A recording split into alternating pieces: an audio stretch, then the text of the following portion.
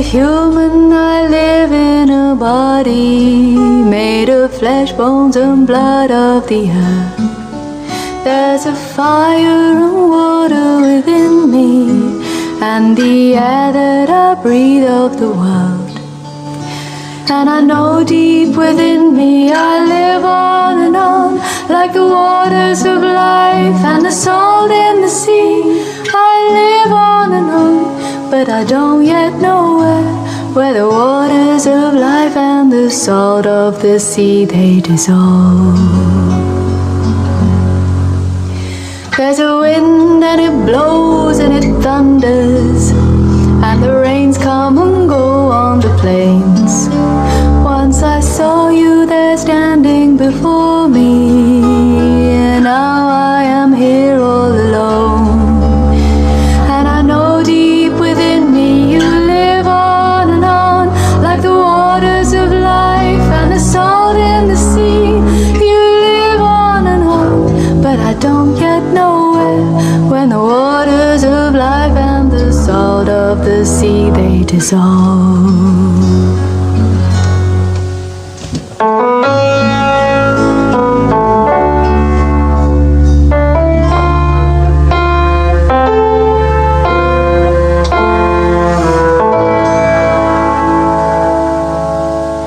When I die while you're alive, where am I? When I die while you're alive, where am I?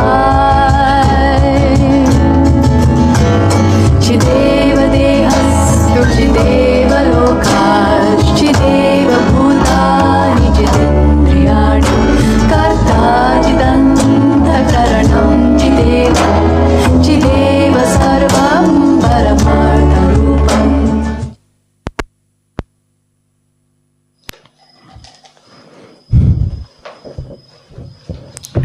Om Shanti. Radiant, you are. Brilliant, you are. You are the immense supreme power. You are the great revolution of discipline. You are the blazing torch of flames. March forward on the path of self-progress. Keep moving forward, dispelling the darkness. You are the fierce offering of the great sacrificial fire. You are the great light like the sun. Your speech has power. Your face shines with intense radiance, immersed in the rhythm of penance. You are the hope of Baba. You are the life in every breath. You are the unmanifest invocation. You are the infinite sound of the Murli, reverberating like a conch. You are a great warrior, as strong as a thunderbolt, like a mountain that no one can break. You are a revolutionary hero. You are a hero of action. Your glory in the world is beyond measure. Radiant are you, brilliant are you. Ojasvi tum, tejasvi tum.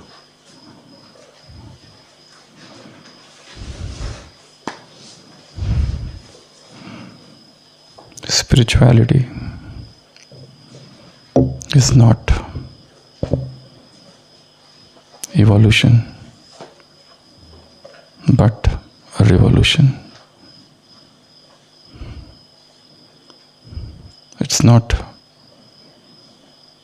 that the enlightenment will come in the course of time,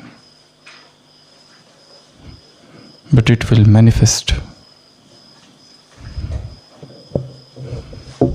like a thunderbolt. It will come like a lightning.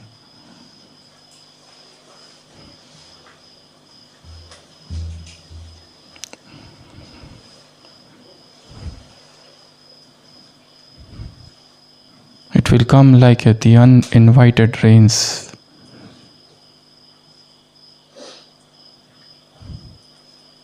It is hidden in ambush, like the thieves unawares,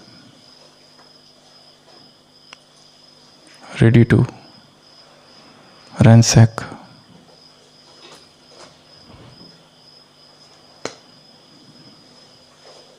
The only thing is that the spirit should become ready to receive that enlightenment and knowledge of the spiritual principles will come to you suddenly.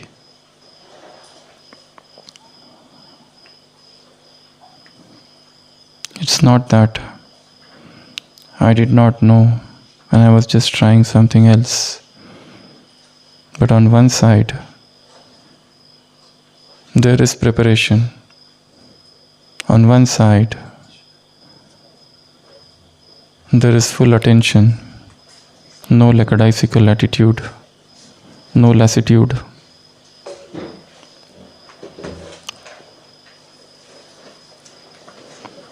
And the other side, the sudden enlightenment. An old doctor received a phone call from his assistant, and the assistant said, "There is a patient in front of me, and he has swallowed the billiard ball. The patient is in distress. What should I do?" The old doctor went in few seconds of silence and said, "Take a feather and tickle his abdomen." The assistant said, "How will that work?" The doctor said, "Just try." After 5 minutes, the old doctor received another call. The assistant said, "Oh, it worked wonder." The patient laughed and the billiard ball came out of his mouth and he's all right now. But I want to know, how did you know this method? Which book it is written? And the old doctor said, "It's not written anywhere. I devised it on my own. It has been my principle that when nothing works, you should do something. When you don't know anything, just try something. When you have no knowledge, attempt something." But this principle may not apply in spiritual life. You need knowledge. Otherwise, without knowledge,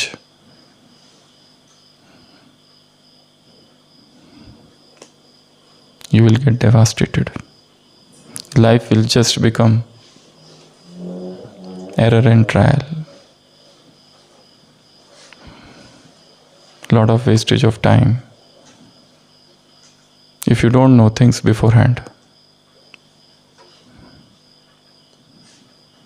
And Murli is that ultimate source of knowledge, that radiant source of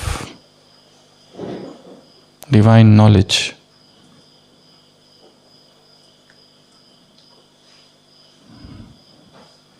That's why the study, the contemplation of each and every Murli leads to enlightenment. And the ultimate enlightenment will come unawares. But Murli prepares you for that.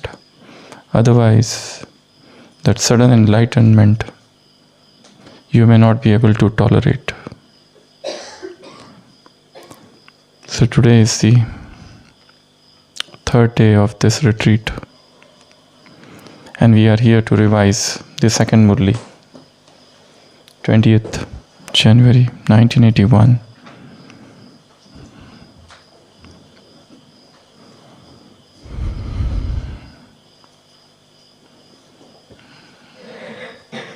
You have done seva through speech.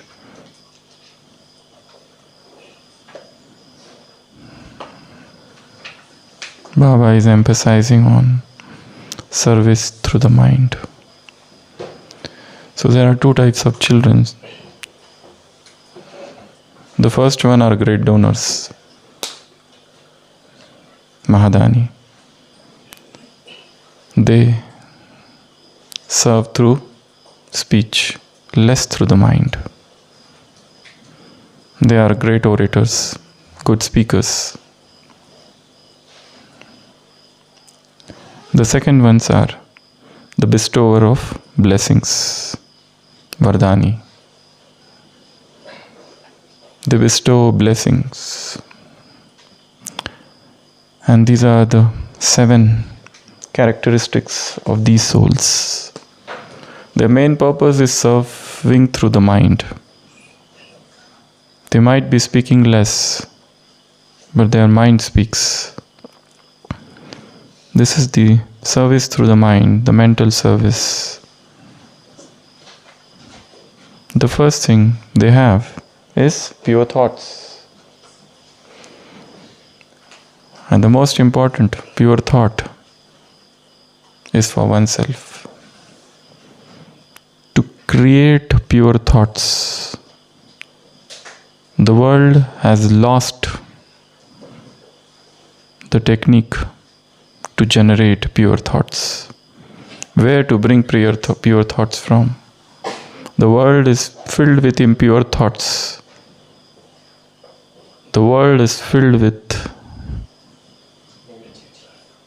dirty and ugly thoughts. And those thoughts people keep on projecting upon others.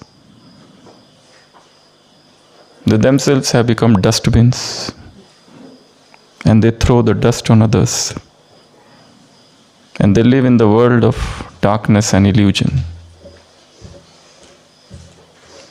Whatever they are thinking, that is self-created, which has nothing to do with others. Their thoughts about others are just their own imposition. And the state is like that of a split personality. What is going on within and what they are speaking and writing and doing, there is no harmony. Suffering from spiritual schizophrenia. Total split. And they are unaware of it. To generate pure thoughts for oneself, Vardhani, bestower of blessing, only that person can become bestower of blessing who has plethora of pure thoughts. The whole armamentarium of pure thoughts. Where from you get pure thoughts? The one and the only one source is Murli.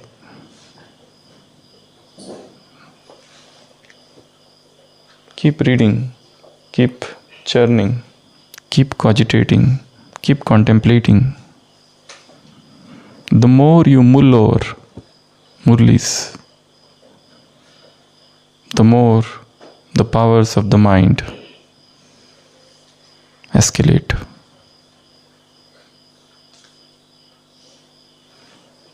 The second is power to control. Baba said, those who want to become Vardhani, or bestower of blessing, they should have power to control. Controlling mind, controlling intellect, controlling sanskar. All 3 of them, not even one should be missed. The third is powerful brakes. Float in the ocean of pure thoughts. But you should have powerful brakes. Powerful spiritual, powerful brake system. Spiritual brake system. Your brakes should be very powerful. What are the uses of brakes? The most important use of brake is stopping is not the most important use of brake. Not even divert. Not even speed breaker. It prevents accident is not the most important use of brakes. In a vehicle, there are brakes. It gives you confidence to ride fast. When you have brakes, you can go at full speed. If your brakes are failing, your brakes are faulty, can you ride fast? It gives you a rush, a gush, a spark. You must have seen youths going very fast on their hi-fi bikes. So imagine if somebody tells them in their ears that your brakes are not working, will they be able to do that? So you should have very powerful brakes with you. So throughout the day, whenever you want, keep on floating in the ocean of pure thoughts. And whenever, in 1 second, you should become silent. Enter the stage of silence. In 1 second, enter the stage of lighthouse and might house. Enter the stage of Siddhi Swarup. Enter and become a Shanti Kund, a vessel of peace. So powerful brakes. So most important use of brakes is, it helps you, it gives you confidence to ride fast at full speed. Because you know that I will apply brake and I will stop. But don't be a reckless driver, an overconfident driver, because you have powerful brakes. You should have practice of applying brakes. You should be constantly checking your brakes. Keep on putting oil, servicing. Otherwise your brakes will rust. They will fail you at the 10th moment, at the 11th hour. The next is, sacrifice your points of weakness into this sacrificial fire. Vardhani Murt means those who offer all their weaknesses. You can create an imaginary process of burning all your weaknesses. See, a sacrificial fire is in front of you, a yajna. Write down all your weaknesses, or a weakness that is haunting you, a weakness that is harassing you, a weakness that has not gone away. You have tried everything, left no stone unturned, and yet, it arises, it is still mushrooming.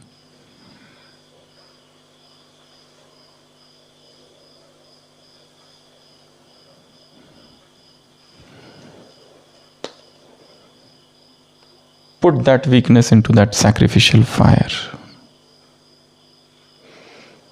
Another is, Baba has talked about plowing in this Murli.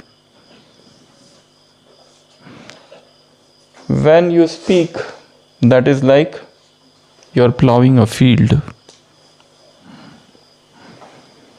You have seeds, you have water of coolness, and then you put seeds, and then here you become donor. You become donor while you speak, while you give speeches or you give Baba's message. That is like plowing the field. This is the plantation of seed. Then use the water of coolness. And then you become Vardhani, and then you become bestower of blessing. This is how you have to serve. This is spiritual plantation, spiritual tree plantation.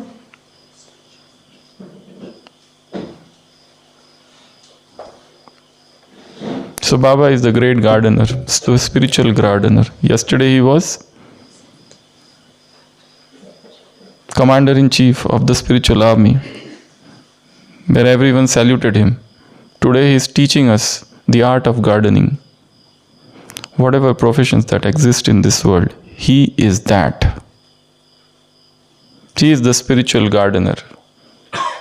He is teaching you how to plow the field with your pure thoughts, then how to put the seed, how to put water, and how to harvest the fruit. What all things you should take care of? What are the dangers? Everything. So this is a spiritual gardening he is teaching us. And sixth is, Baba said, Vardhani are those who are full of sampanna, with all the blessings. They are prosperous. They lack nothing. They have abundance. They play in abundance. It is a journey of riches. It is a journey of abundance. But what blessing Baba has given you? There is one blessing Baba has given you. Whatever you are, however you are mine. And he has no partiality, no favoritism. Nothing. Somebody is sick, somebody is healthy. Somebody is child, somebody is old person. Somebody is prosperous, somebody is pauper. Somebody is literate, somebody is unlettered. He doesn't make any distinction. He doesn't have any partiality. And there is no place for sycophancy. No flattering, no buttering business here. You cannot purchase him. You cannot bribe God. He is unbribable. So he doesn't make any distinction. But you have to keep the switch on, the switch of your consciousness, the switch of smriti.